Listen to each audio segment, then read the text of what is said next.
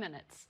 We go now to Gary Cohn. He's the former director of the National Economic Council under President Trump. He joins us from Long Island, New York. Good morning. Good morning, Margaret. You just heard the Federal Reserve Chairman say no full recovery until there is a vaccine.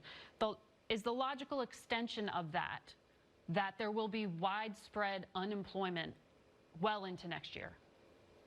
So first of all, I thought Chairman Powell did a very good job of summarizing the economic situation with some optimism and saying, look, if we don't get a second outbreak in the fall, which is just predicted, we don't know if that will happen or not, that we will continue to grow our economy, and our economy will continue to have a natural recovery.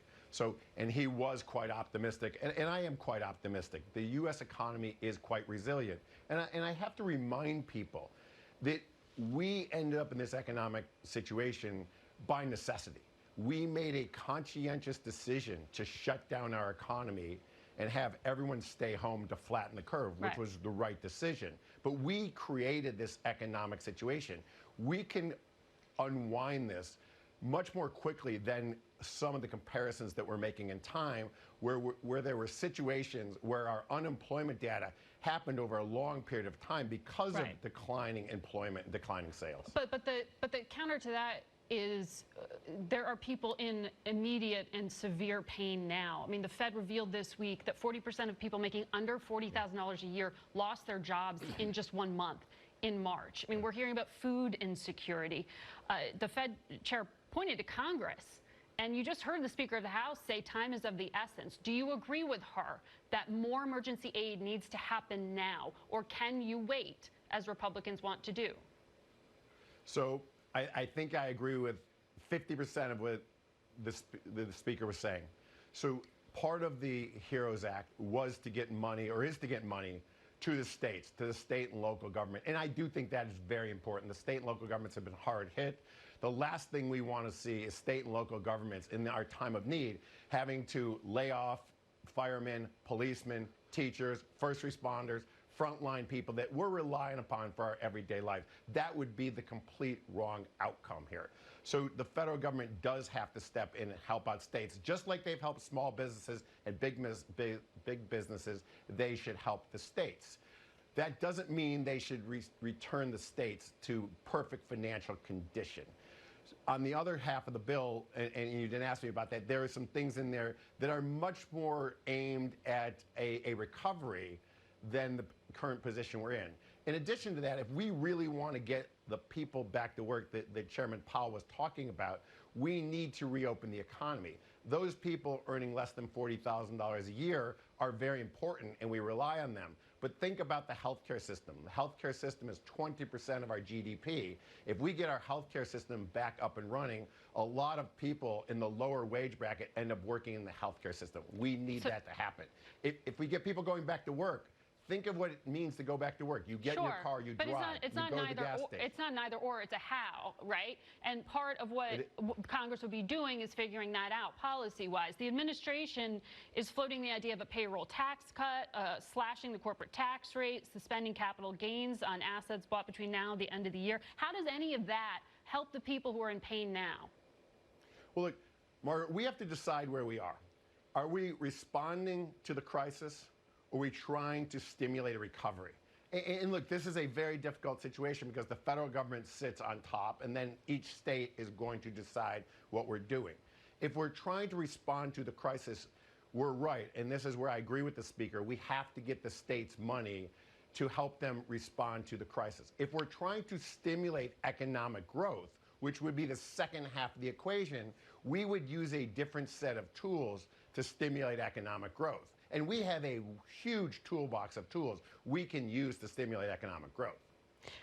But those specific proposals, payroll tax cuts, lowering the corporate interest rate, does that do any of what you're talking about?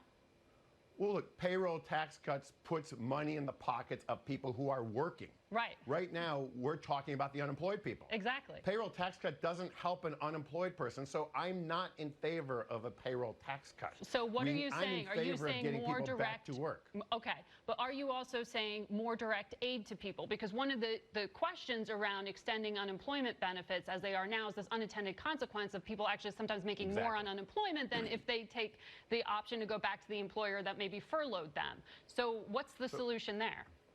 So, Margaret, look, I think you just hit on a very important concept. When we first started the enhanced unemployment benefits, we did it for a specific purpose. We wanted to, and we needed to get people out of the economy. We needed them to stay home. So we changed the definition of unemployment. We said, look, stay home. Don't look for a job. We don't want you to leave your house. Now I think we have to go back to the more traditional definition of unemployment. If you're unemployed, you get benefits. But if you need to be looking for a job, and if you get offered a job, you should have to take that job and you should come off of unemployment benefits. We need to transition out of the extraordinary measures that were justifiable 60 days ago, 90 days ago, into the real world of what is the continuous definition of unemployment. Two things. Do you think equity markets are behaving rationally? And are you accepting the idea that the tax cuts that you personally helped usher through for the Trump administration may have to disappear, as so many on Wall Street are predicting, to pay for all of this? First of all, I have said it, and I'll say it again. We now understand that we have to be in positions of federal government to spend $2 to $5 trillion at a moment's notice to support our infrastructure and support our economy. That said, we need to sit down and look at both sides of the equation. We need to sit down and look at the revenue side of the equation, and we need to look at the expense side of the equation. So I would say, yes, that the tax situation in the United States has to be readjusted. Everything should be on the table. But remember, the expense side of the equation, everything should be on the table as well. As far as the stock market goes, remember the stock market. So your tax cuts, you mean, you accept would likely have to go away? So I think everything is on the table. And remember, Margaret, I think the tax cuts are completely misconstrued.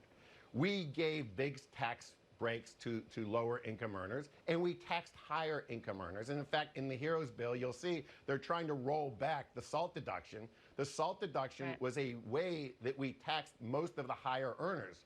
Only the top 30% of earners really use the SALT deduction. They're the ones that own the big homes and pay the big real estate taxes and pay big state income taxes, then they're using that deduction.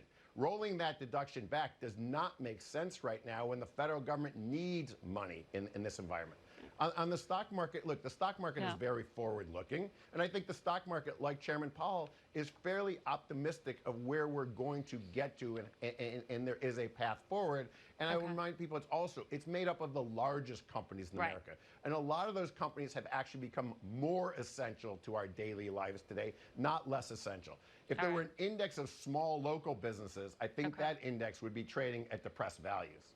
Gary Cohn, thank you for joining us. We have to leave it there. We'll be back.